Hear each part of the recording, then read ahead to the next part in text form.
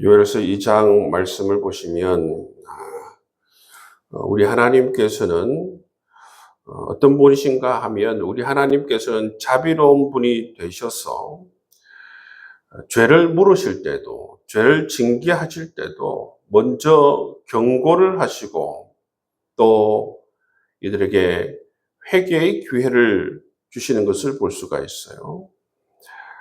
1절 말씀을 보시면 여호와의 날에 대해서 말씀하고 있습니다. 그래서 이 여호와의 날을 알리기 위해서 나팔을 불라고 그렇게 말씀하십니다. 나팔을 부는 것은 이처럼 경고하기 위해서 그렇습니다. 경고하기 위해서 여호와의 날에 대한 경고를 위해서 이처럼 나팔을 불라 말씀하고 있습니다. 그날은 어떤 날인가? 그날은 바로 심판의 날이 될 것이다 말씀하죠. 2절 말씀에 보면 곧 어둡고 캄캄한 날이요 짙은 구름이 덮인 날이라 말씀하고 있습니다. 여러분, 그렇기 때문에 이처럼 하나님의 심판의 날이 가까웠으니 나팔을 불라 그렇게 경고하고 있는 것을 볼 수가 있습니다. 하나님께서 이 유다를 경고하시고 유다를 심판하시겠다 말씀하시죠. 말씀하시면서 막강한 그러한 대적들이 침략할 것이다 말씀해요. 어마어마한 대적들이 침략하여 들어올 것이다. 그래서 이 땅이 어떻게 되는가 하면 에덴 동산과 같은 이 땅이 황무지와 같이 될 것이다. 그렇게 하나님께서 경고하고 있는 모습을 볼 수가 있습니다.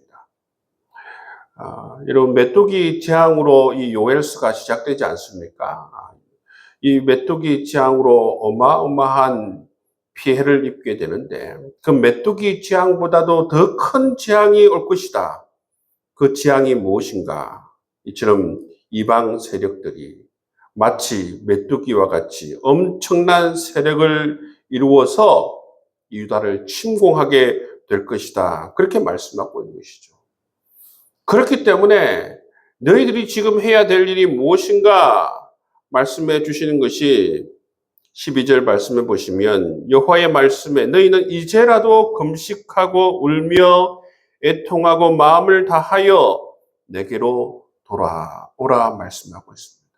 너희들이 지금 해야 하는 것은 다른 것이 아니라 참되게 정말 진실한 마음으로 회개하고 내 앞으로 돌아오는 것이다. 13절 말씀해 보시면 어떤 표현이 있습니까? 너희는 옷을 찢지 말고 마음을 찢어라 말씀하죠. 여러분, 회개의 표현할 때에 죄를 뿌리고 옷을 찢을 수 있습니다. 근데 거기에는 형식적으로 할 수 있다는 것이죠. 하나님께서는 옷을 찢지 말고 마음을 찢어라. 진실함을 보여라는 것입니다. 진실로 돌이키라고 하나님께서 말씀해 주고 있습니다. 그렇게 자비롭고 은혜롭고 노하기를 더디하시는 하나님께로 돌아오라. 진실한 회개를 하고 마음을 찢고 자비의 하나님께로 돌아올 것을 말씀해 주고 있습니다. 그렇게 하면 하나님께서 용서하시고 하나님께서 회복시켜 주실 것이다. 그런 말씀을 해 주시는 것을 볼 수가 있습니다. 그래서 여러분 17절 이하의 말씀을 보시면 하나님의 용서와 하나님의 이 회복의 약속들이 쭉 이어지는 것을 볼 수가 있어요.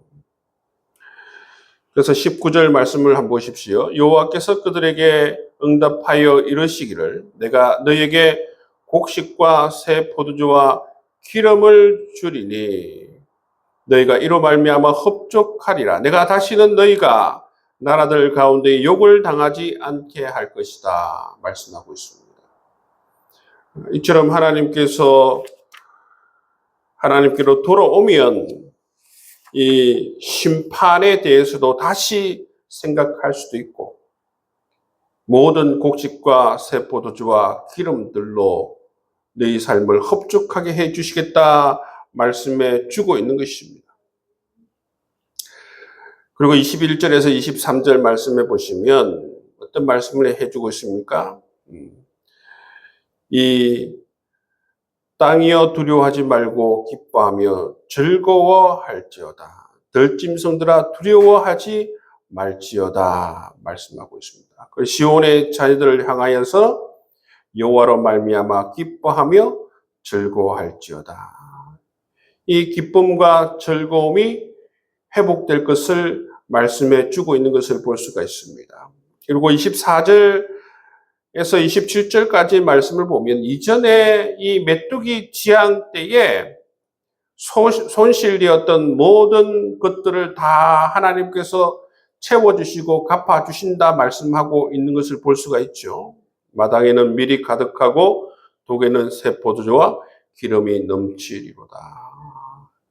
이처럼 진실한 마음으로 회개하면, 옷을 찢지 말고 마음을 찢고 하나님께로 돌아오면 하나님께서 이러한 회복과 이러한 용서를 베풀어 주신다 말씀해 주고 있습니다. 그리고 28절 이하의 말씀을 보시면 또 무엇을 부어주신다 말씀하고 있습니까? 그 후에 내가 내 영을 만민에게 부어주리니 너희 자녀들이 장래 일을 말할 것이며 너희 늙은이는 꿈을 꾸며 너희 젊은이는 이상을 볼 것이다 말씀하고 있어요. 하나님께서 이처럼 회개하고 돌아온 하나님의 백성들에게 내 영을 부어주신다 말씀하고 있습니다. 여러분, 하나님의 영이 임한 자들은 누구인가? 바로 이 예언자들이 하나님의 영이 임한 자들 아닙니까? 그들이 하는 일이 무엇입니까? 하나님의 말씀을 선포하는 것입니다.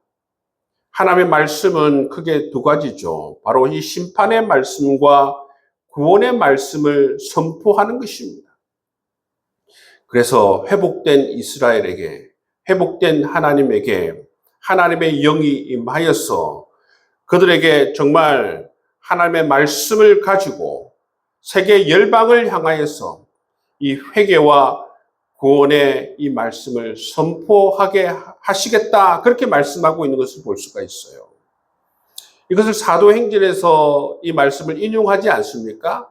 인용한 것을 볼 수가 있어요. 오늘날 하나님의 백성들에게 하나님께서는 새 영을 부어주셔서, 새 영을 부어주신다는 것은 다름 아니라 하나님의 이 말씀을 선포하게 하신다는 거예요. 심판의 말씀과 구원의 말씀을 선포하신다는 것입니다.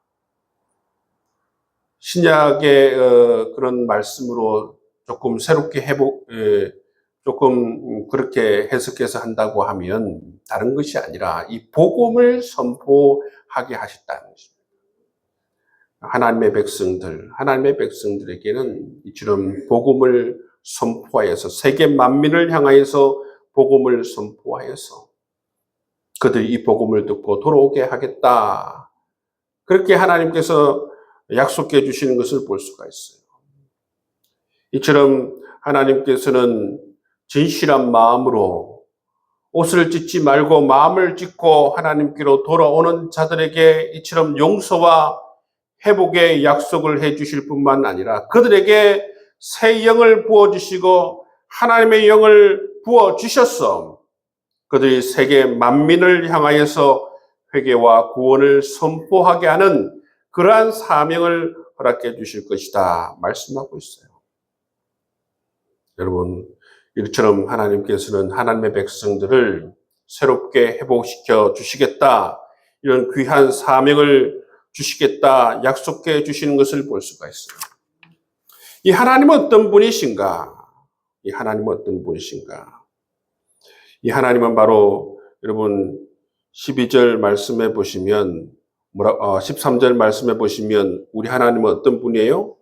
은혜로우시며 자비로우시며 노하기를 더디하시며 인애가 크신 분으로 되어져 있습니다. 우리 하나님은 어떤 분이신가를 잘 이해해야만이 아버지 앞으로, 하나님 앞으로 돌아올 수가 있어요. 그런데 하나님에 대한 오해가 있는 사람들은 하나님이 나를 그들도 보지 않을 것이다. 굉장히 무서운 분이시다. 나를 용서하지 않을 것이다. 등등. 여러분, 하나님에 대한 잘못된 생각을 가지고 있는 사람들은 이처럼 하나님께로 돌아가기가 너무나도 힘든 것입니다. 그렇기 때문에 하나님께서는 자기 자신을 계시하지 않습니까? 나는 그러한 하나님이 아니다. 나는 은혜로우시며 자비로우시며 노하기를 더디하시며 인애가 크신 분으로서 뜻을 돌이켜 재앙을 내리지 아니하시는 분이시다. 그러므로 말미암아 너는 마음을 짓고 내게로 돌아오라 말씀하시는 이 하나님의 음성을 우리가 다 들을 수 있기를 바랍니다. 우리 하나님은 이런 분이에요.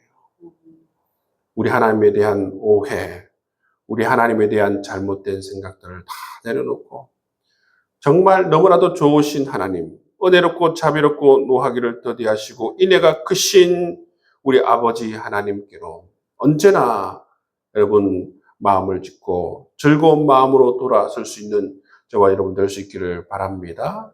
그럴 때 하나님께서는 우리에게 약속해 주시는 대로 엄청난 회복의 역사와 축복의 역사, 우리 귀한 하나님의 사명을 잘 감당할 수 있도록 우리에게 이끌어 주신다 말씀하고 있습니다.